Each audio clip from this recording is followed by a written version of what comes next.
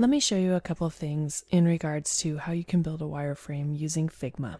Here I've opened up the desktop version of Figma.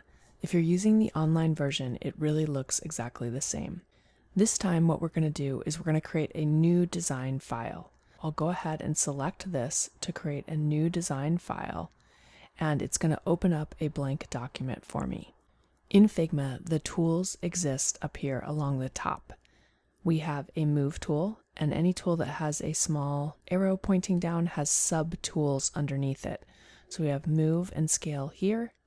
This is our frame tool right here. We also have a slice tool. We have the shape tools, and we have a variety of commonly used shapes. We have a pen tool. If you've used a vector editing program, you're probably already familiar with using the pen tool, and there also is a pencil tool here. We have a type tool. The hand tool, when you're zoomed in, allows you to move around, and you have the ability to add comments. The pane along the left will contain all of our layers and assets, and we will see this start to populate once we make some content on the page. Over here on the right is our property inspector, and it will change based on what is selected. So with that, let's go ahead and get started. We will be creating a wireframe for a fictional company that sells gelato. And based on my project brief, I will come up with a brief written outline of what I want to include within my wireframe. What I like to do before I start working on my wireframe is I like to consider the project brief, and once I feel familiar with the project, I'll go ahead and I'll make low fidelity sketches on a piece of paper.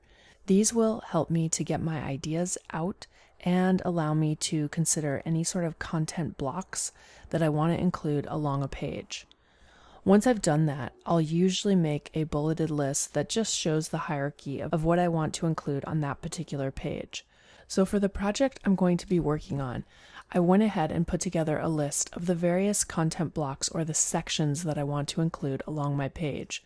I'm just going to keep this up here in the upper left-hand corner as a reminder of the various areas that I want to create within my page. The next thing that I'm going to do is I'm going to use my frame tool, and I'm going to create a frame. This will be the area that will actually contain all of the content that I'm going to use on a particular wireframe. If you've used some other applications, a similar feature to the frame tool is the artboard. Once you have the frame tool selected, if you come over here on the right, you can choose some predefined sizes for a particular frame. So I'm just going to choose a iPhone 11 Pro X, and I'll grab the title of this and move it over to the left, and I'm going to select my frame tool again, and we'll also make a desktop version. And you have some preset desktop sizes right here, so I will go ahead and choose one of these, and this will serve as my large screen or desktop version of my project. I'm just going to move this one over to the right. You can reposition the frames by grabbing the title and moving it. The next thing that I'm going to do is I'm going to take this outline and I'm going to really quickly build a general content block area of the various spots that I want within my wireframe. I'll be using the shape tools and the text tool. I'll start off by using my rectangle tool and just drawing a shape at the top of the frame. This is going to serve as the header section for my particular website. What I'll do next is I'll grab my text tool, I'm going to click inside this frame, and I'm just going to write header. This area will contain our navigation and our logo.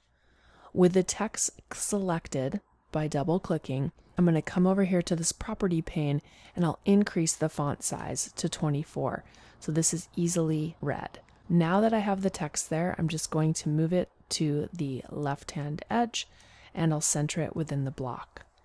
Now I'm going to click, hold, and drag and select both of these items. I'll hold down my Alt or Option key to drag out a copy, and we'll go ahead and we'll rename this Mission. I'm also going to change the color of this, so I'll select the rectangle, I'll come over here to the right, and I'll just get a slightly darker shade of gray. I'm going to make a duplicate copy of this again. I'll change the name here to Promo, and let's change the color of this. I'm going to select this area again.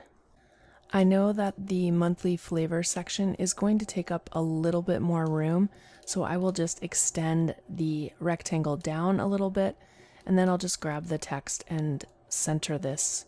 You'll see little red guidelines that will help you to align items and center items. The next thing that I'll do is I'll make a copy once again. This is going to be my testimonials.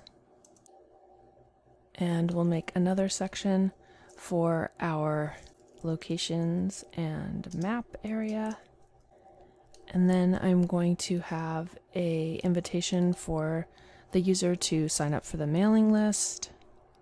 And finally, I will need to make my footer. Now, as you can see, I'm starting to run out of space. So if you want to extend the size of your frame, you select the frame, and if you come to the bottom, you can click, hold, and drag and extend this out, or shrink it if you need to, but you can basically make it as long as you need to. Right now, I'm just identifying these various content blocks, so chances are the sizing of these elements, once I start adding actual content, is going to change. So I'm not going to worry too much about the actual size of these elements, since I know that more than likely they will change. Now that I have the content blocks outlined, I'm going to select these, and I'm just going to click, hold, and drag them off of the frame. While you're dragging them off of the frame, they might disappear slightly, and that's fine. Now that I have this here, I'm going to just select the rectangles, and we will simply shrink this so that we have identifications of the various areas. This will just serve as a reminder of what I need to build in these various areas. Let's start off with developing our header. It also is worth noting that I am building the mobile version out first. This is a common practice, since when we actually code up a web page, more than likely we're going to be working mobile first. So I like to also design in a mobile first way. The next thing I'm going to do is I'm going to make some reusable components that I'll be using within my wireframe. These are things that I'm going to want to use throughout the wireframe, so I might as well just create them, group them, and then they will be available for me to build the wireframe. I'm going to use basic shapes to do this. I'll use my rectangle tool, and I'll simply make a square. If you hold down your shift key, you can constrain the size of the square to be a perfect square. This works with circle as well. Then I'll switch to the line tool, and I'm simply going to drag a diagonal line across the rectangle. I'll do that again. To easily switch to the line tool, I can click L on my keyboard, and that will toggle me temporarily to the line tool. So you don't even need to come up here and use the menu. Now that I have this, I'm going to select the rectangle with the X through it, and I'm going to turn this into a component. If you come up here to the upper part of the pane, you can create a component. When I do this, this item will turn purple. I'm going to go ahead and I'm going to name this image placeholder. The next thing that I'm going to do is I'm going to switch back to the line tool again by using L, and I'm just going to draw a straight line. You can constrain the line to be perfectly straight by holding down your shift key. Once I have this created, I'll go ahead and I'll hold down my Alt or Option key and click, hold, and drag to drag out several copies. Oftentimes when you're creating low fidelity wireframes, you will simply use lines to represent text. I'm going to select all of the lines, I'll increase the weight slightly, and I'm going to use my align palette to align these, and then if I use this pull down menu, I can distribute their vertical spacing. Now that I have these aligned and vertically spaced, I'm going to turn those into a component as well. We will just call this text placeholder. You can go about and create as many different components as you need to. Once you've made an item into a component, you will use the item throughout your design as a placeholder. So I'm going to put this here. This is going to represent my logo. And actually, before we start placing things on our page, let's go ahead and let's turn on our layout grid so that we can align things to the frame. I'm going to select my mobile frame. I'll come over here to where it says layout grid, And if we click on this, we can set up a grid. Now, I don't want just a regular grid. I want a column grid. So if I use the pull down menu, I can choose columns, and you can specify how many columns you want. For my mobile device, I'm going to work with a 4-column grid. If you would like, you can create margins, which are going to be the spacing on the right and the left. I will make margins of 20 pixels. And then I can also set the gutter spacing. The gutter spacing is the spacing between the columns, and I will leave that at 20 pixels as well. Having a layout grid will allow you to position elements and size elements based on the layout grid. This will allow you to ensure that your design is going to be nice and neat. I really find it helpful to work with the layout grids. What I'm going to do is I'm going to make a copy of my text placeholder. Then what I want to do is I want to detach this from the component. So I'm going to right click and I'm going to select Detach Instance. This will detach this instance from the component. Now that I have that done, I'm going to resize this down so that the lines are much more narrow. I'm also going to go ahead and select some of the lines and delete them so I only end up with 3 lines. Now these lines are inside of a group called text placeholder. I do not want them to be part of the group. So what I'm going to do is I'm going to select the lines and I will cut these by using Command or Control X. Then I will simply delete the text placeholder group and I'll repaste these in. Now I'll turn these into a component so that I can reuse these at a later time. I like to name my components so that it's easy for me to identify them. It also is worth noting that the image placeholder has been moved down into the iPhone 11 frame. This indicates that it is now part of this particular frame. As we move things onto the frame, they will show up within the frame. This looks good for the header section. Sometimes you may want to toggle the layout grid on and off. If you use this eyeball, you can easily turn it on and off so you can check your handiwork. The next thing that I'll do is I'll go ahead and I'll make the mission statement. I'm going to copy this rectangle and let's just change the color of this block. Then I'll use some text and I'll simply write our mission. I'm going to highlight the text, and if you come over here to the right, you can choose any font family that is available for this particular text. I actually think Roboto is okay, but I would like this text to be bold, so I will select bold. This is going to be the title of this section, so I'm going to go ahead and place this on the page. Then we'll use our text placeholder component, and this will serve as the actual text that we're going to display here. I would like this text to be a little wider, so I'm simply going to stretch the component out. Then I'll select the rectangle and just drag it out so it takes up a little bit more space. Now, as I build this out, I'm simply going to pull the content layout blocks down so that they match the height of the elements that I'm using here. This isn't required, but I just find it to be helpful as I develop. I'll go ahead and make a copy of this entire block. I'm going to hold down my Alt or Option key to drag out a copy. And this is going to be our promotion, which are new specials. I'm going to have some text appearing here, and then I want to have a picture on the right. I'll use my image placeholder component and drag this out. And if you want this to be a different size, you can just simply resize it. Next, I'm going to create the monthly flavor section. This is simply going to be pictures of the monthly specials along with a description that appears underneath the image. So I'll just make a copy of my placeholder text. We'll resize this text block. And I don't want the text to be quite as long, so I'm going to use a rectangle tool and draw a box across the amount of lines that I want to display. Then, using this selection tool, I'll select that rectangle along with the text line component, and we'll use mask right here, and that will simply mask out those additional lines. I'm going to select this entire group of items, and we'll just pull that out. We're going to have 4 flavors displaying as monthly flavors. So we'll go ahead and place those on the page like so. The next section that I'm going to have is going to be my testimonials. I'll make a copy of this particular block, holding down my Option key to create the copy. We're going to go ahead and say testimonials.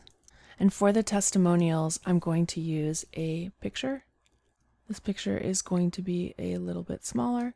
And then we'll have the text, which will be the comment that the person has made in regards to the gelato. Once again, I'm going to draw a rectangle over this because I only want this to be 3 lines. Now it is worth noting, when you make a mask, the color of the rectangle is going to dictate the color of the items that show. So I'm going to make this much darker. I'll hold down my Shift key and select the text component. We'll click our Use as a Mask, and now you can see we have our testimonial text. I'm going to go ahead and create a copy of this. And for the second testimonial, what we want to do is we're going to switch the picture and the text. So the picture will appear over here on the right, and then the text will appear to the left. I'm starting to run out of vertical spacing, so I'm going to select the name of the frame. I'll come down to the bottom and I'll just click, hold, and drag to drag out more vertical space.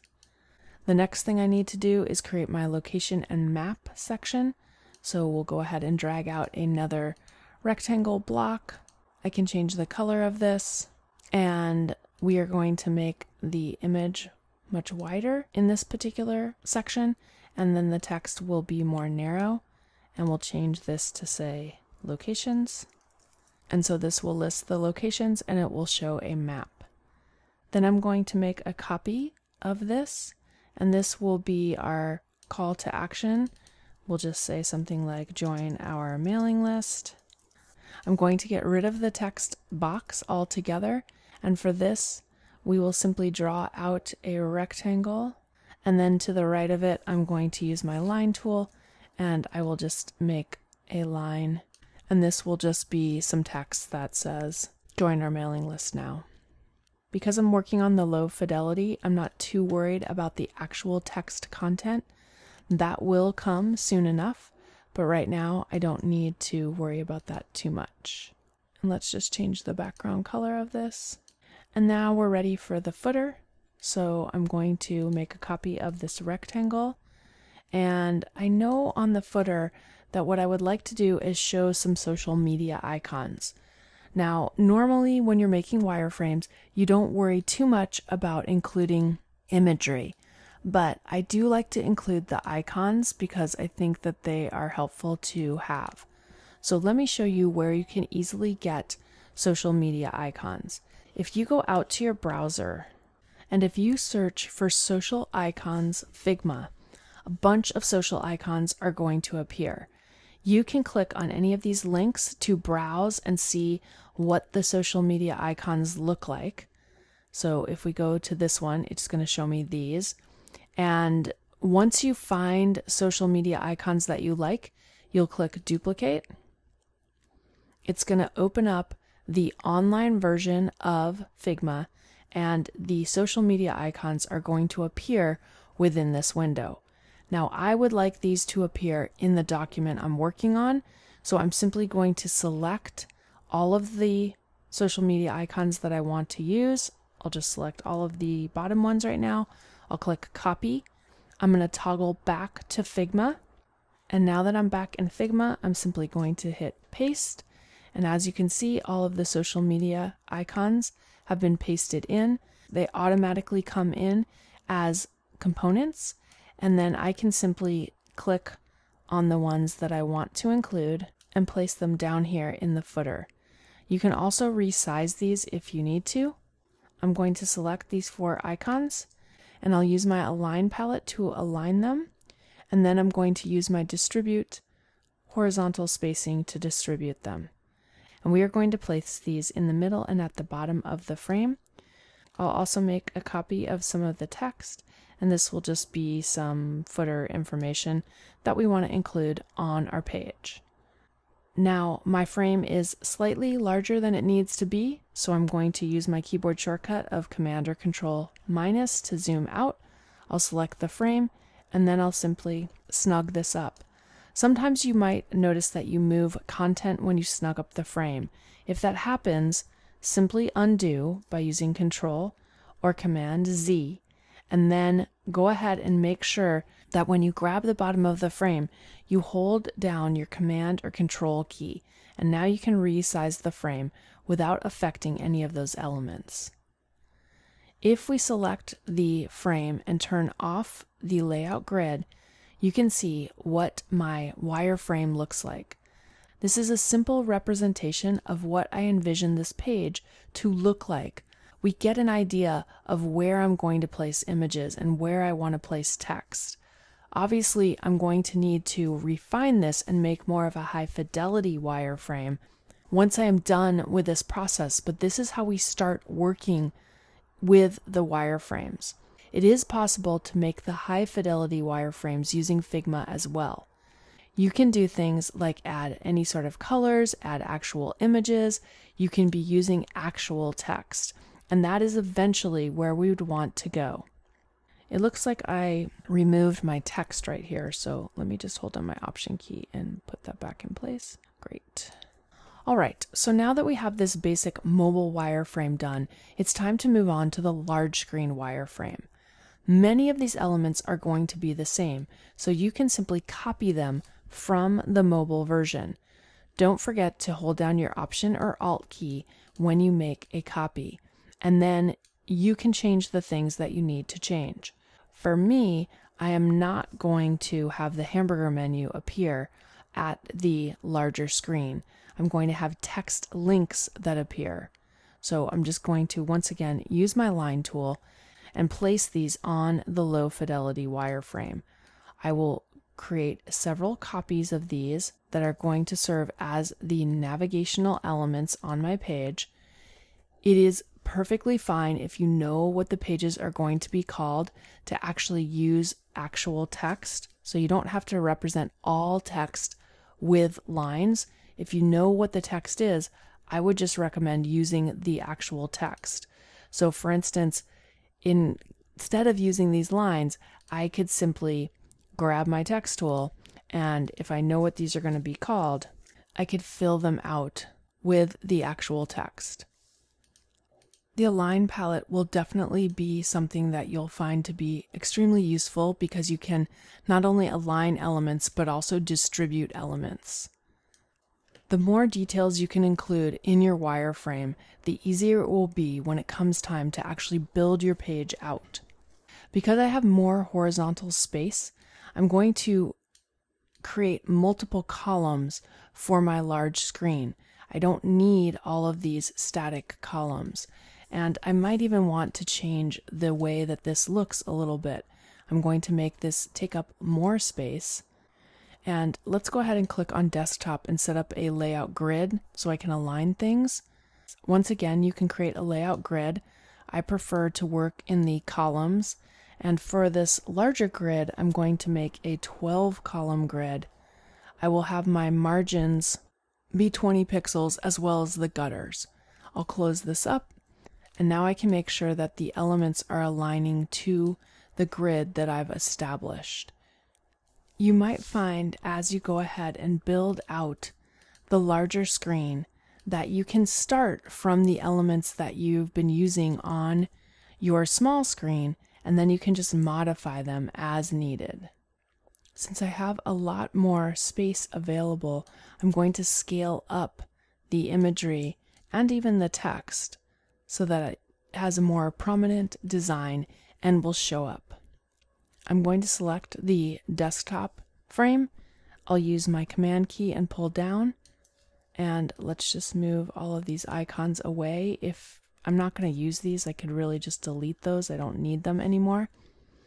And I will continue to build out the page. So I'm just going to copy the elements that I want to include. As you make the wireframes, you will probably discover that you need to reorganize some of the content so that it is more optimal for the layout that you're currently using. Because I have so much more horizontal space, I can change my layout up a little bit for this bottom section. That looks pretty good. I'm going to hold down my Command or Control key and resize my desktop frame, and we'll select the desktop frame and just turn off the layout grid. As you can see, I have a low fidelity mock-up of my mobile and of the desktop.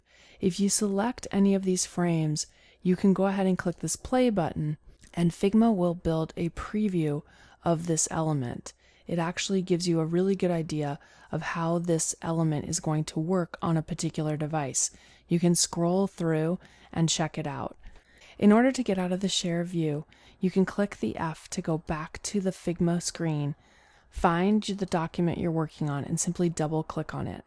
This will allow you to come back into this particular area. The final thing I want to show you is you can go ahead and you can export out the frames to PDFs. So this is a great way to share these items with other people as well.